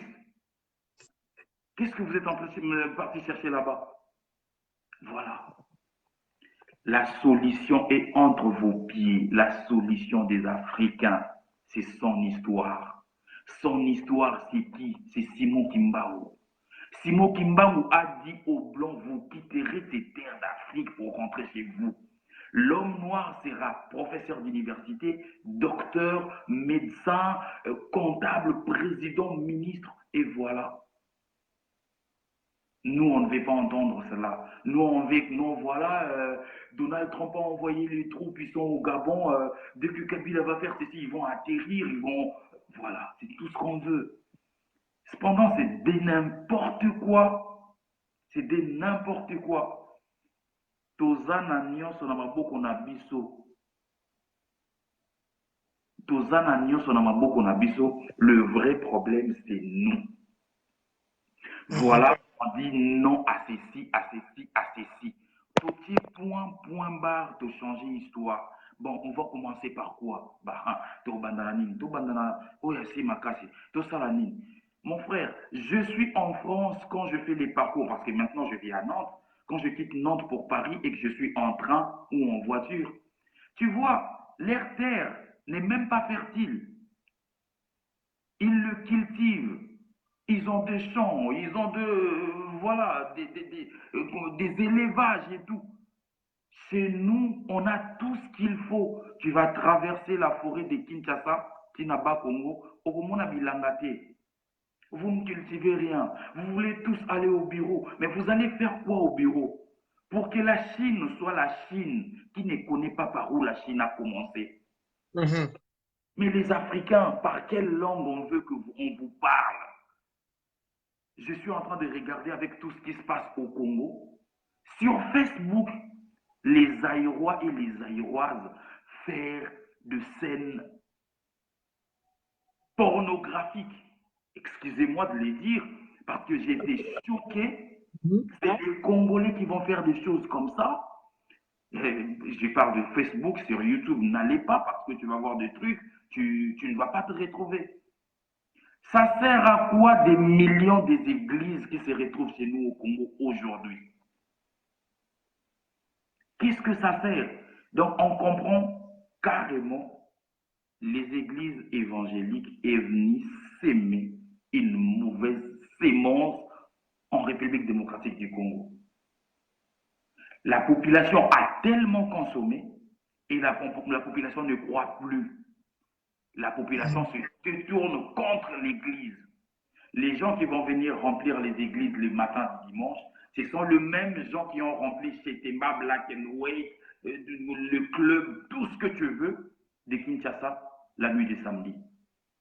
Les prostituées, les PD, les consorts, c'est eux qui viennent à l'église. Et ça, on le trouve normal. Non, ce n'est plus normal. Oyo eza makambo bakomi na mokanda ya Nzambe, le signe de la fin. C'est le signe de la fin. Mais les Congolais ne veulent pas comprendre. On ne veut pas croire en Kimbangu. Pourquoi? Parce que Kimbangu est noir. Et Parce noir. qu'on va attendre quoi? Fallait Kimbangu aya lisusu mondele. Comme ça, biso ba mindele ba ko enseigner biso lisusu Kimbangu. Mais non. Mais non. Moi je te donne beaucoup de courage dans mon salon. On ne peut pas arrêter de ne plus parler de ces histoires. On doit toujours les dire. Parce que ces jours-là, Simon Kimba nous posera la question. Eh, mon fils Ruben Bantimba avait dit, t'avais écouté au moins. Eh bien, pourquoi tu n'avais pas suivi? Pourquoi tu n'avais pas fait tes recherches? Parce que c'est ça notre problème. Moi, j'ai fait des écoles là-bas, au Congo. On était tout le temps à la bibliothèque. Voilà, René Descartes a dit, Socrate a dit, Kingandi a écrit. Mais allez chercher pour Simon Kimbangu. Les Notre philosophe. qu'est-ce qu'ils font? Les Même strict. intellectuels, ils font quoi? Voilà. Aujourd'hui, que ce soit Tshisekedi président, que ce soit Martin Fayoulou, Moïse Katumbi, il n'y a personne qui va améliorer la situation du Congolais. Personne. Pourquoi? Parce que les Congolais doivent d'abord savoir d'où nous venons pour savoir où nous allons. C'est ça le vrai problème. Un peuple qui ne connaît pas son histoire, c'est un peuple perdu. Mhm. Perdu. Donc voilà, c'est tout ce que j'allais compléter à tout ce que tu as dit, mon frère. Et je te souhaite beaucoup de bonnes choses. Voilà, merci beaucoup, Néo. Merci, merci, merci. On est ensemble. Bye bye. Bye bye. Je crois que vous avez suivi un peu euh, mon frère. Donc, il est vraiment nécessaire. Je crois que pour sauver notre peuple, pour sauver, je crois que notre propre situation, je crois qu'il est vraiment nécessaire de connaître surtout notre histoire. Parce que de regarder notre passé, on aura du mal à nous construire un futur qui est vraiment bien en fait pour nous. Parce que il y a le seul moyen de pouvoir donner même de l'importance à nous, hommes noirs, je crois que en regardant derrière, nous allons apprendre notre propre histoire et de le mettre en valeur, de le donner de l'importance. Déjà, nous-mêmes, on doit commencer déjà à mettre de l'importance à notre propre histoire. Et après, surtout, que nous poussions les choses, que notre histoire doit être enseignée. Parce que c'est vrai, quand on part aujourd'hui dans nos systèmes scolaires, même dans nos bibliothèques, à travers l'Afrique noire surtout, on aura du mal à trouver. Moi, j'ai un pote à moi hein, qui est aussi sur Facebook. Il m'a dit, Ruben, je suis parti à Kinshasa, je suis parti à la bibliothèque chercher des livres de Kimpavita. On me dit qu'il n'y a pas de livre de Kimpavita. Et je vois plein de livres de blancs à Kinshasa. Il me dit ça. Moi, je dis, ah, moi, je dis, Buana. T'es sûr qu'il n'y a pas de livre de Kimpa Vita? Vraiment, non, non. Il me dit, Ruben, je parcouris quelques bibliothèques ici dans le centre-ville de Kinshasa. Il n'y a pas de livres de Kimpa Vita. Mais je vois des livres de blancs, de nanana, mais je ne vois pas de livres de Kimpa Vita. Et c'est choquant. C'est choquant. En fait, c'est nous crachons vers le ciel et ça tombe sur nous. C'est ça la malédiction. Comment dans un pays comme le nôtre, on a du mal à trouver des livres de Kimpa Vita ou de Kimbangu? Si elles sont là, des fois, les producteurs ou les gens qui veulent produire ces livres ne peuvent même pas les faire parce qu'ils savent que les Congolais ne sont pas intéressés par ça. Les Congolais aujourd'hui préfèrent regarder l'histoire, acheter l'histoire de Jeanne d'Arc ou d'Harry Potter, et ainsi de suite, mais pour aller acheter l'histoire de Kimbangu ou l'histoire de Kimpa Vita ou l'histoire d'un panafricain ou d'un nationaliste africain, les Congolais ou l'Africain, pour lui, ça ne l'intéresse pas. Il préfère lire Shakespeare, il préfère lire des livres, je sais pas quoi, mais rien à voir pour lui donner sa propre intelligence. Et c'est ça qui nous tue aujourd'hui. Vraiment, c'est ça qui nous tue aujourd'hui. Quand on est prisonnier spirituellement, on est prisonnier de tout. Quand on est prisonnier spirituellement, on est prisonnier de tout. Notre mental est prisonnier. Et quand le mental est prisonnier, impossible de créer, impossible d'être maître même dans sa propre gouvernance dans notre pays, impossible d'être je ne sais pas qui. Nous mangerons les miettes toujours données par les Occidentaux, avec nos propres richesses, mais c'est les miettes que nous avons comme récompense. Je crois qu'il est vraiment nécessaire, vraiment mes frères, que ce soit congolais ou à travers l'Afrique en général. Je crois qu'il nous est vraiment nécessaire, vraiment important de lutter contre cette injustice créée, je ne sais pas s'il faut créer par les Blancs ou par nous-mêmes, je ne sais pas, mais on doit lutter contre ces choses. Mettons-nous en valeur. Notre histoire doit être en valeur. Moi, quand on était jeune, des fois en Djili, vous voyez, place Sainte-Thérèse. À l'époque, on ne comprenait pas Sainte-Thérèse. Moi, Sainte-Thérèse, c'est Sainte-Thérèse. Une fois, adulte, je dis, mais Sainte-Thérèse, une place énorme comme ça, nous allons donner ça le nom de Sainte-Thérèse, mais dans quel sens? Pourquoi pas donner ça place Kimbangu, Kimpa Vita? Ou même place, je préfère qu'on place Nemwananse, ou place Kassavoub, ou place... Mais pourquoi donner place Sainte-Anne, Sainte-Thérèse, Pie-XII? Mais il y a un problème. Il y a un problème. Donc commençons un peu à nous aimer nous-mêmes, s'il vous plaît. La libération se fera automatiquement une fois que nous aurions eu la capacité à connaître notre histoire. Ça sera le début de notre libération. Ça sera le début de notre libération. Aujourd'hui, nous sommes vendus à 100 $. Demain, nous serons vendus peut-être à 30 $. Donc, nous serions attrapés par des filets comme de poissons.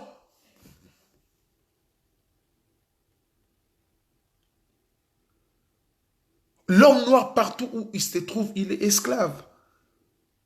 Au Yémen, vous partez en Arabie Saoudite où on voit tout le noir aller défiler pour aller prier, je ne sais pas dans quel truc.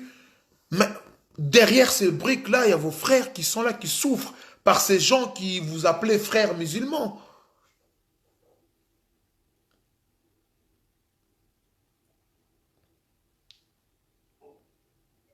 Aujourd'hui, nous sommes le 8 janvier.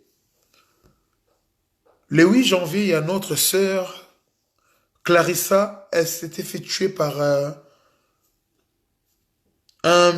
frère à nous noir qui est musulman, qui est devenu je ne sais pas quoi. Il a tué cette fille au nom, je ne sais pas, de sa religion, de sa croyance. Mais aujourd'hui, où est-ce qu'il se trouve le noir là? Les petits terroristes là? Où il se trouve? Mais il est rejeté dans tous les côtés. Ses ancêtres donc il est écarté. Il partira chez les ancêtres arabes, musulmans. Ils vont dire non, on ne te connaît pas. On n'a pas de tête comme ça chez nous. Allez, dehors. Il partira chez ses ancêtres africains. Il dit mais il est 16 heures. Toi, tu devais mourir à 22 heures. Tu fais quoi là maintenant? Tu es mort. Bon, viens ici. Explique-nous pourquoi tu es mort. Je suis mort parce que ils se sont moqués de l'islam, donc je suis parti tuer la police, ainsi de suite. Mais les ancêtres vont se moquer de toi. Tu es mort parce que donc, tu as tué quelqu'un parce que les pays où tu habites, ils se sont moqués de l'islam. Donc toi, tu es parti un noir. Tu es parti tuer au nom de l'islam pour venger quoi en fait? Pourquoi? Parce que ce noir-là qui est mort comme un... Il devait même pas être enterré parce que même la terre, je crois que doit avoir du mal aujourd'hui à prendre les gamins. Là. On devait les jeter, je sais pas dans quel truc. Ça, c'est des gens qu'on ne doit pas donner de l'importance. Parce que ce noir-là, s'il connaissait l'histoire, pourquoi il est même devenu musulman, je crois qu'il allait tout de suite changer de religion. Il allait même peut-être devenir bouddhiste. Mais il n'allait pas rester musulman. Aller tuer au nom de religion qui vous a rasié.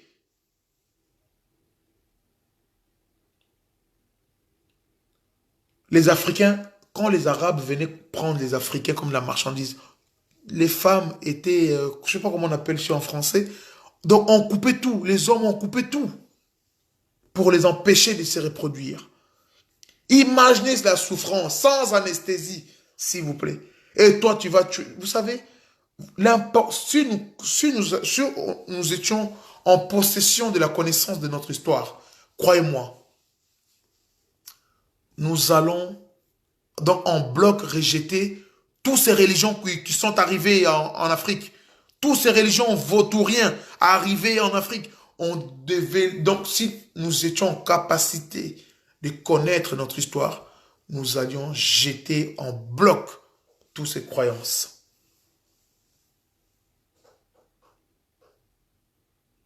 Voilà, castré, Ndeko, Jenny, merci. Nos ancêtres ont été castrés. Vous savez,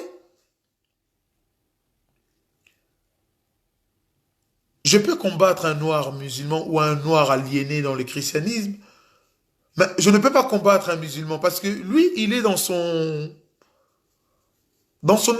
espace ancestral de croyance, donc il est chez lui. Mais un noir qui est dans ces trucs, on ne sait pas, il fait quoi?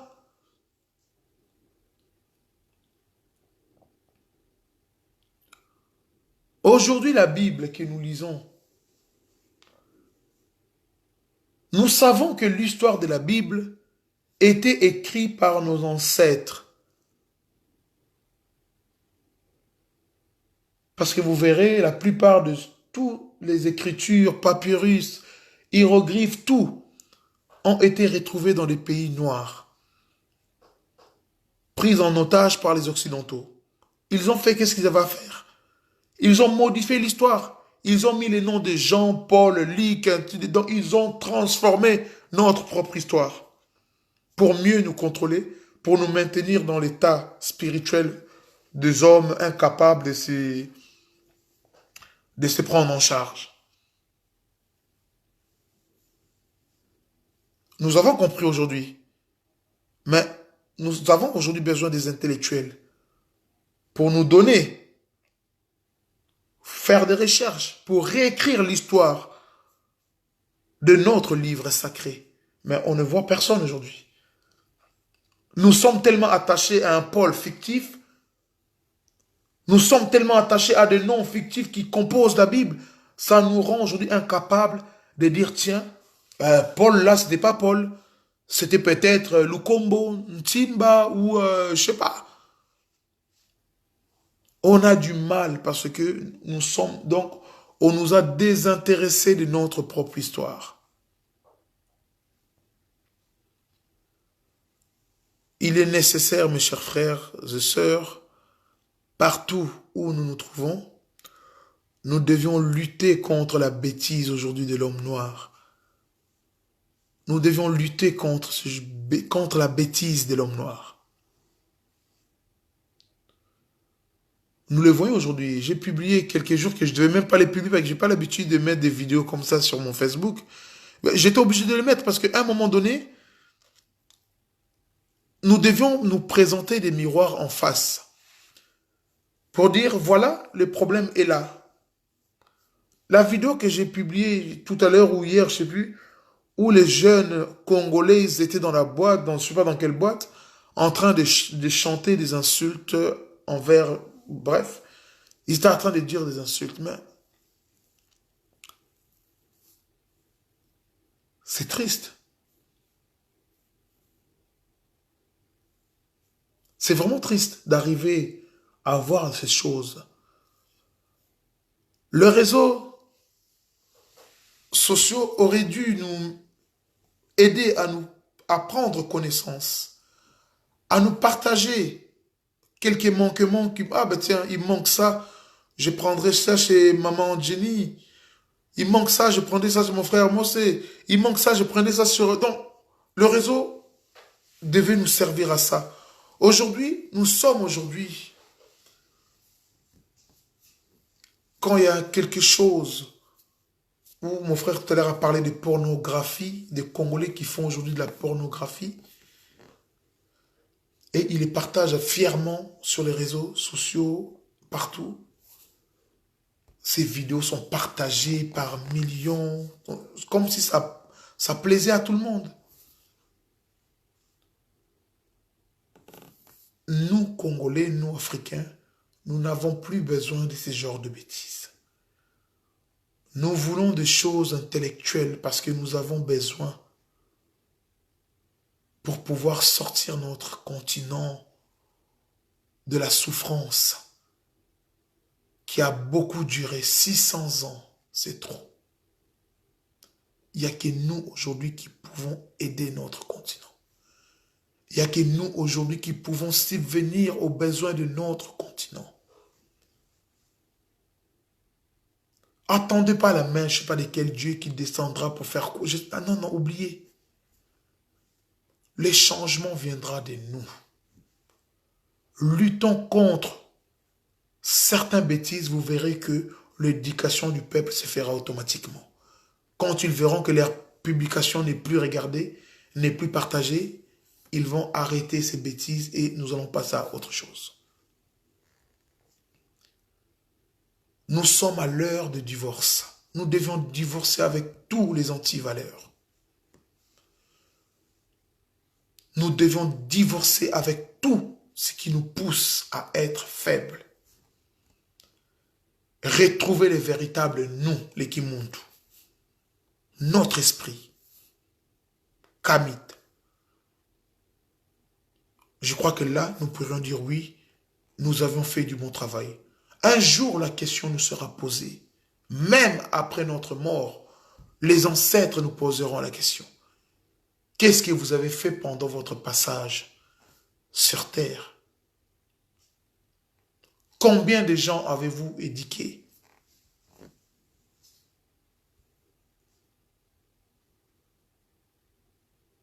Tout ce que nous faisons, nous devons le dire et le savoir nous sera payé. Donc, restons sages, méditons, posons-nous des questions en nous-mêmes. Les réponses sont là. Vous voulez rencontrer Dieu? Nous avons des sites historiques où les esprits habitent, où nos ancêtres rentrent en communication avec nous. Vous n'avez pas besoin d'aller au Vatican, à Israël, ou je ne sais pas où là, non. Venez en Afrique, il y a tout ça. Voilà mes chers frères et sœurs. Je vais vous laisser dormir. Je vous dis bonne nuit. Que le Dieu Tout-Puissant nous protège, nous donne encore de la force de continuer à nous battre de jour en jour. Et qui nous donne surtout la bonne santé pour continuer notre combat.